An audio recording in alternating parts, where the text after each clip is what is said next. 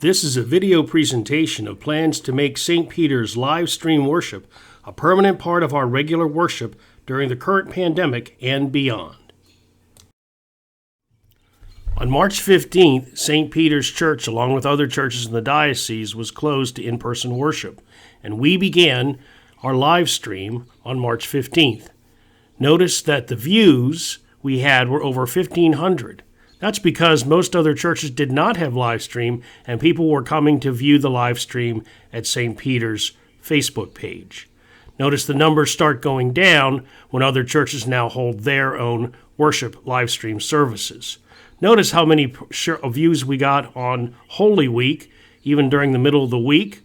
And you see, we continue to average about over 400 views into April and into May. May we got a little bit lower because I think we have other worship services that were live streamed and the weather started getting nice. Notice the Wednesday noon service. We would have anywhere from 4 to 8 to 10 people at that service. And look at the views. We're getting hundreds of views on our midweek service. Definitely people are tuning in and watching our services more than ever before. Sunday 10 a.m. worship and Wednesday noon worship have been live streamed on St. Peter's Facebook page since March 15th, 2020, when the church was closed for the coronavirus pandemic. Livestream is shot from an iPad Air device on a tripod, using St. Peter's Wi-Fi and internet connection. Service bulletins for each service are uploaded in advance to St. Peter's Worship Online webpage. Church is closed to all but essential participants, presider and assistant, organist, and camera operator. Everyone else participates in the service via livestream. A video of the livestream is available immediately after the service on St. Peter's Facebook page. Average views for Sunday services in April was 597. Our average Sunday attendance in 2019 for all three services on a Sunday was 133. Livestream has proved popular with parishioners with overwhelming positive comments. Pledging is exceeding budget and gifts are coming in from non-parishioners watching the livestream worship services. Why St. Peter should make livestream and video recording permanent. The coronavirus will be with us and will restrict how we can worship and who can be part of in-person worship for many months. Many parishioners, for their safety, will need to continue to participate via the live stream. Even when most can return to the church, those who are sick or in a vulnerable population cannot come to church and would turn to the live stream. Our homebound parishioners in the past could not participate in worship at all. Making live stream permanent would enhance our pastoral ministry to the homebound. Members of our parish family, when they are out of town or seasonally in Florida or another area, could connect with St. Peter's through live stream. Evangelism. There are many viewers of the live stream who are not members and who participate and even donate to St. Peter's. We are reaching more with the gospel and these non-members who can contribute to help subsidize the live stream. There are problems with our current live stream.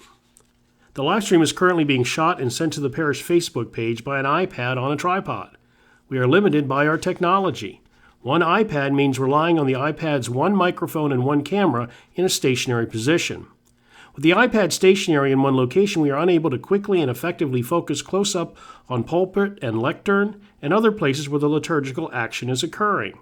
There's no ability to directly input all the microphones of those speaking into the live stream, so the sound goes out the church loudspeakers and echoes throughout the church before being picked up by the iPad microphone. The sound is uneven, with some heard better than others, and it is sometimes distorted and echoey. Plus, with the iPad, we rely on the Wi-Fi in the church to transmit the signal from iPad to our internet router and Facebook. If our Wi-Fi wasn't working or did not have a sufficient bandwidth, we could not do the live stream, or it could be interrupted.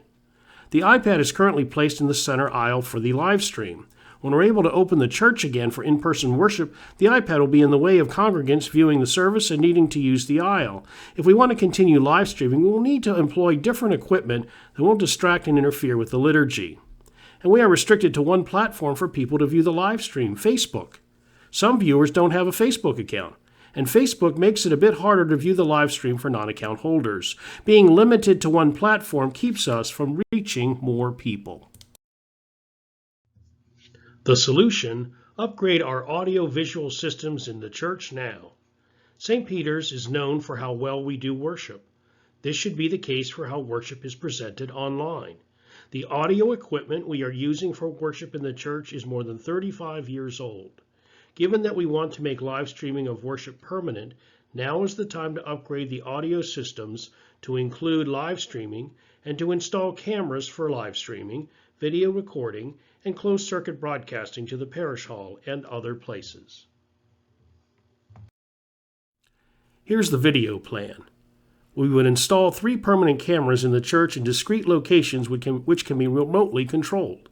We'd purchase a 4th camera to be mounted on a tripod for additional camera angles and for special activities and services such as the Easter Vigil courtyard lighting of the new fire, the blessing of the animals in the courtyard, and the Rogation Sunday blessing of the gardens.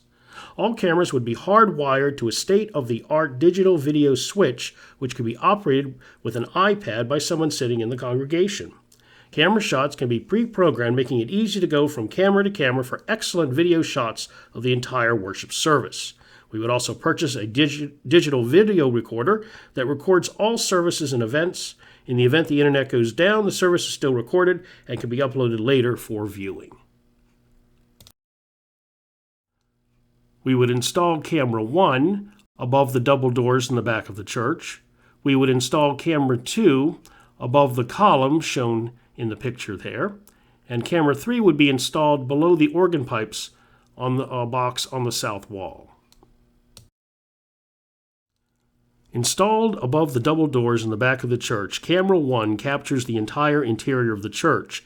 It's the most expensive camera, and with its 30 times optical zoom capability, it can do accurate close-up shots all the way to the high altar.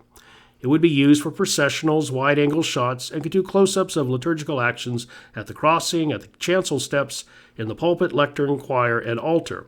It has 50 programmable presets, including pan, tilt, and zoom positions, allowing the camera to quickly move between predetermined camera positions using the remote.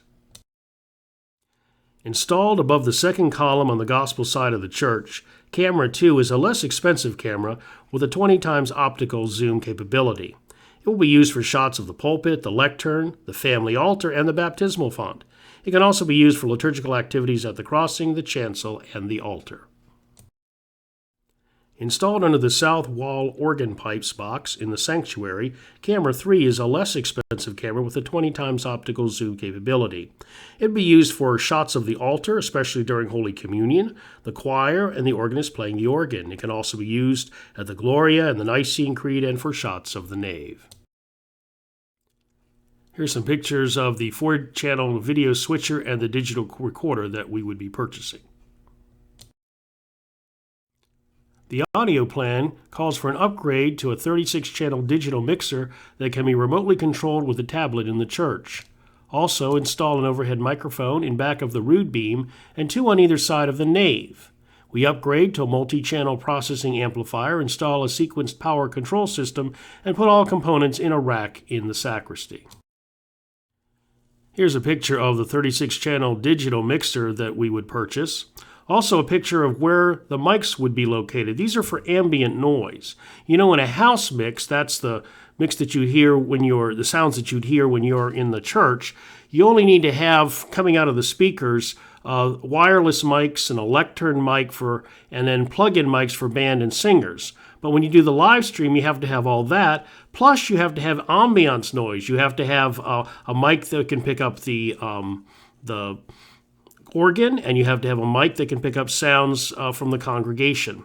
So this will allow us to both have a house mix for the people in worship and a live stream mix so that people on the live stream can hear clearly all of the correct sounds from the church.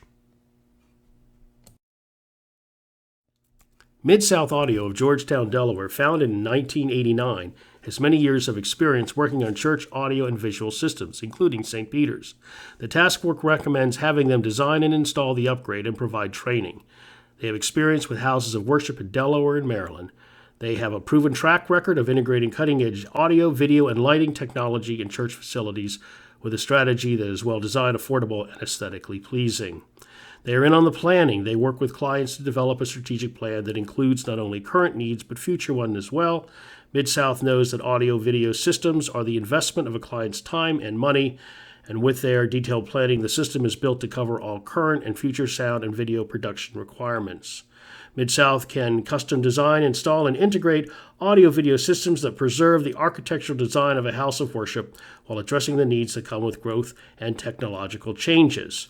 And they're also in on training and service. As a partner, Mid-South Audio provides in-depth training in layman's terms for staff and volunteers so that the new system is at its best with each use.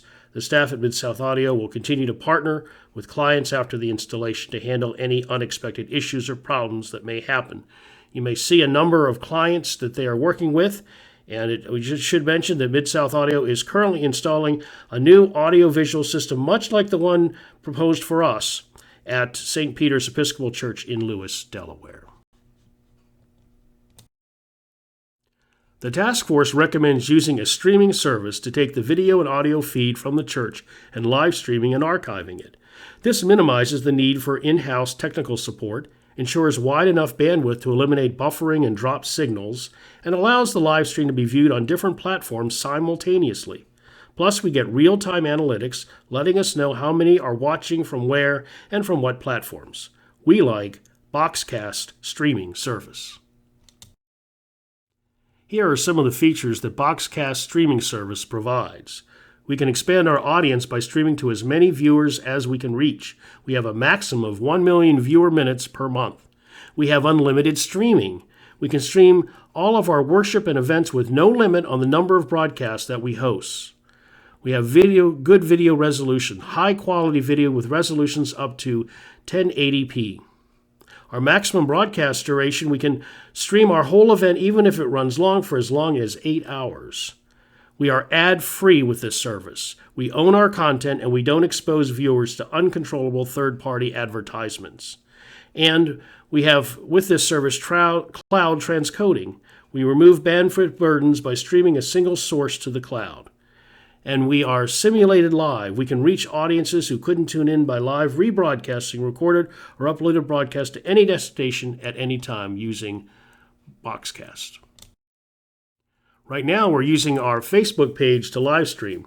With BOXCAST, we can stream simultaneously to our website, to Facebook, to YouTube, to Periscope, to any RTMP destination.